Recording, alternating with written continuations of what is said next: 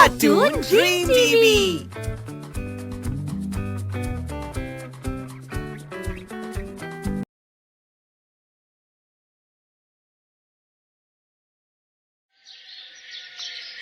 पौराणिक काल में एक वन में गुरुद्रह नाम का एक भील रहता था। वो बलवान और क्रूर स्वभाव का होने के साथ ही क्रूरता पूर्वक कर्म भी किया करता था।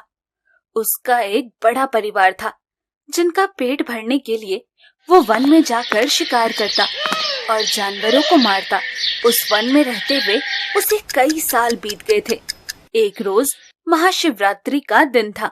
उसी दिन उस भील की पत्नी भूख से व्याकुल होकर उससे खाने की मांग करने लगी। सुनिए जी, पिछले 2 दिन से हमने कुछ भी नहीं खाया, लेकिन अब भूख बर्दाश्त से बाहर है। हम तो एक बार पानी पीकर गुजारा भी कर लेंगे, लेकिन छोटे छोटे बच्चे, मैं भला इन्हें कब तक भूखा रखूं?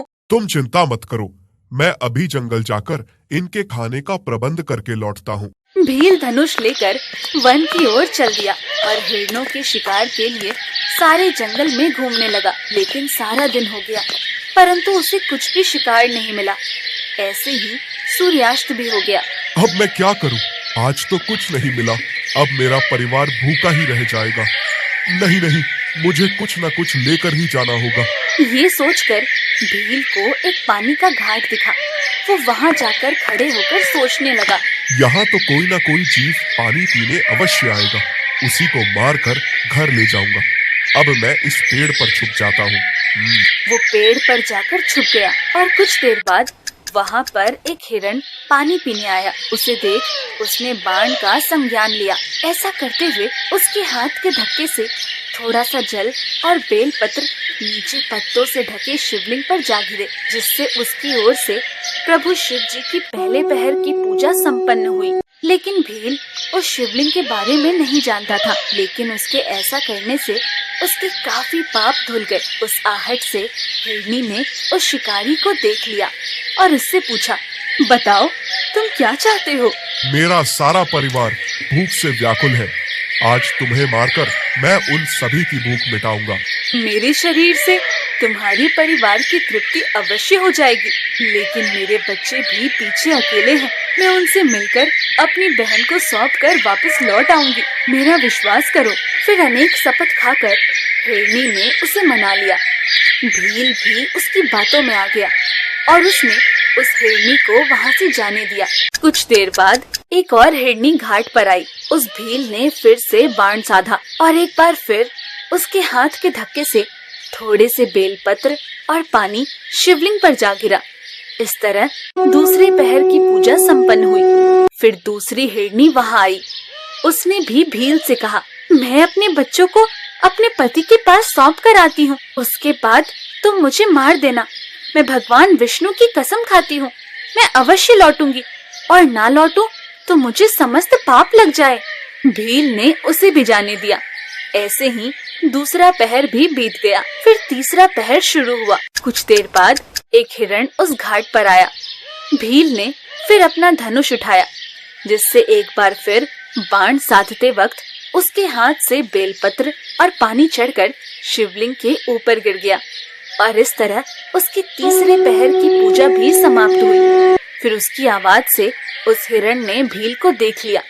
हिरण ने उससे पूछा, तुम्हारा शिकार करके मैं अपने परिवार का पेट भरूंगा। ये बात सुनकर वो हिरण बेहद ही प्रसन्न हुआ। उसने कहा, मैं बेहद खुश हूँ कि मेरा यह हष्ट पुष्ट शरीर तुम्हारे और तुम्हारे परिवार के काम आएगा। जो किसी के उपकार के काम नहीं आता, समझो उसका सब कुछ व्यर्थ चला गया। परंतु तुम मुझे एक बार जाने दो। मैं अपने बालकों को उनकी माता के हाथों सौंपकर उन सभी को धीरज बांधकर लौट आऊंगा।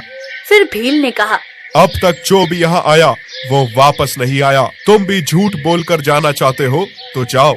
मुझ में असत्य नहीं है। जो असत्य कहता है उसके सारे पुण्य उसी क्षण नष्ट हो जाते हैं। महाशिवरात्रि वाले दिन भोजन करने से जो पाप लगता है, साथ ही धोखे से किसी का सब कुछ हड़प लेने से जो पाप लगता है, वही पाप मुझे लगेगा अगर मैं वापस न लौटूं।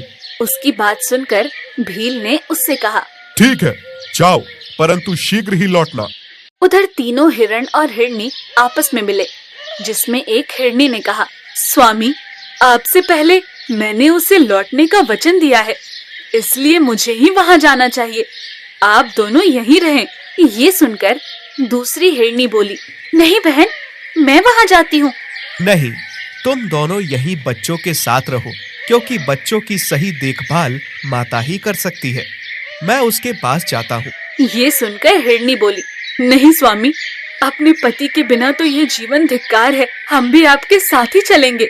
उन तीनों ने अपने बच्चों को घर पर छोड़कर उस घाट की ओर प्रस्थान किया, लेकिन अपने माता पिता के पीछे वो तीनों बच्चे भी उनके पीछे पीछे आ गए। उनको देख एक बार फिर भील ने धनुष पर बाण रखा। एक बार फिर जल और बेलपत्र शिवलिंग पर गिर गए और इससे शिव के चौथे पहर की पूजा भी संपन्न हुई। अब भील का सारा पाप उसी पल धुल गया। हे भील, अब अपना बाण हम पर साधो और हमारी जान ले लो। उनकी बातें सुन भील को बड़ा विस्मय हुआ। शिव पूजा से उसमें बड़ा परिवर्तन हुआ।